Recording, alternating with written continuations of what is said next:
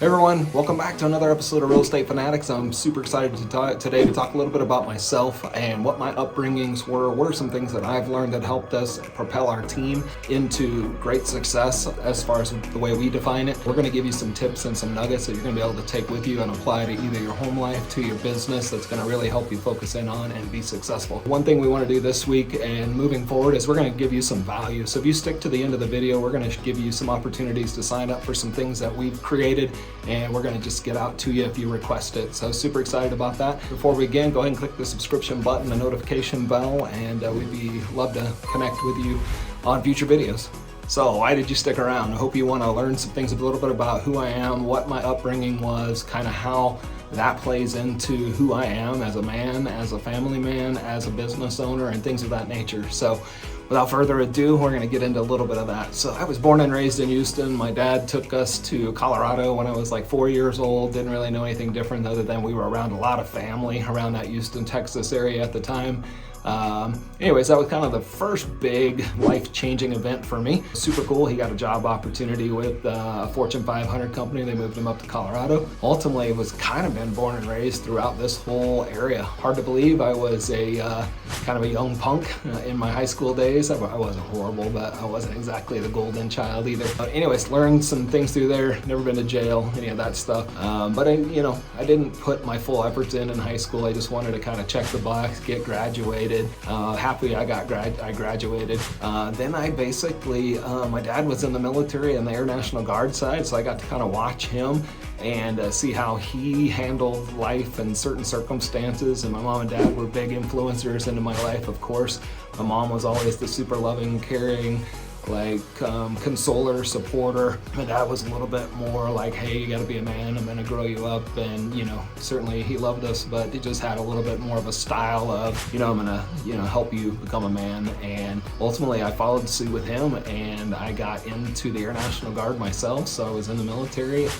He retired at 20 years. I stuck with it through 20 years and retired as well. So anyways, some things I really learned through some of those things is failure is not a bad thing. I failed a lot. I mean, geez, that's one thing the military was really good at boot camp, is you could never do anything right. It was always wrong. How could you do it better, right? So I always try to encourage you guys to don't look at failure as the moment, right? I'm a big believer, maybe take 5 minutes to kind of console yourself, lick your wounds, and then move forward. Like, don't take any more than 5 minutes to focus on something that went wrong or something that failed you. It's important to learn from that, but too many people get stuck in that failure mindset, like, I could never do this again. And then you always got the little birds chirping out there, like, see, they want to see you fail, I think sometimes, even though they won't admit it, because they don't want to see success in you that they know that they could do themselves. So obviously that's kind of the first thing I would do, is failure is not a bad thing. Failure is actually a necessary process you have to go through to get better at things. Look at athletes, you look at anybody. It's the only way they got better was through failure. I think the second thing that was really taught to me was how to treat people right. Integrity was a huge thing for me, and the military really enforced that. My parents were super honest and integrity people. Even if it wasn't something you wanted to hear, they were going to tell you out of integrity. So for me, I'm a straight shooter with our clients, because that's what I tell them. You want somebody that you'll hire that has integrity, and that's lip service. If you just say like, oh, I have integrity, cool, what does that mean? Give specific examples of that integrity. And one of those examples is like, hey, you hire me to be a consultant for you, which means I'm going to tell you the goods, the bads. That's just the integrity in me. I'm not going to hide anything from you. I'm not going to sugarcoat anything for you. I'm going to be professional. I'm going to tell you my position on things, and ultimately, it's coming from a mindset of integrity. So integrity be the second thing that I would say is important to me. I think the third thing for me is, I believe it's been huge in my life to be part of a team and help others grow. Like, I worked at a Fortune 500 company as well for 19 years, and it was always about the team. Like, totally was about the team for me. It was, how can we help each other succeed? So I know Tony Dungy's got a book out there. It's called The Soul of a Team. Really good book. I'd encourage you to read it. It's really about, helping. If we all have a common goal and we all are pushing towards something that we all believe in, we're going to pull together, and we're going to definitely make that happen. And we're going to push each other to reach greatness. But if we don't believe in that vision, or we don't believe in that strategy, or we don't believe in that goal, and we don't have a deep enough passion of why, we're probably not going to get there together as a team. Why do you think some of the best teams out there don't win the championships? It's because they're not necessarily have a deep enough commitment to a why. They just want to win a championship. But winning a championship's not enough, right? You've got to go deeper. Everybody wants to win, but why do you want to win? Are you wanting to win for your brothers and sisters on the team? Or are you wanting to win so you can get your name put in the newspaper and win a trip to Disney World, right? So I'm a huge believer in helping others and really understand what their whys are as well. Not everybody's why is money. Not everybody's why is career growth. It all looks different. So for me, it's really dialing in on a human side and really working with everybody on our team to really figure out what their why is, because it's going to look different and you have to handle that differently. And you have to push, motivate them, support them all differently. Just human nature. So, I hope those 3 things helped you a little bit. I'm a big believer in owning things as well, meaning owning a decision.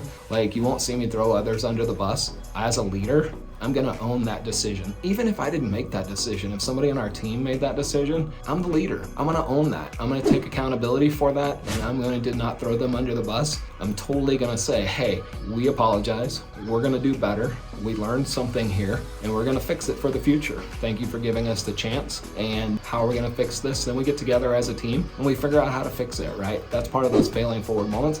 And I believe people on the other side of the table that you messed up for, respect that, right? They would rather hear that than blame somebody else, pass the buck, move things around.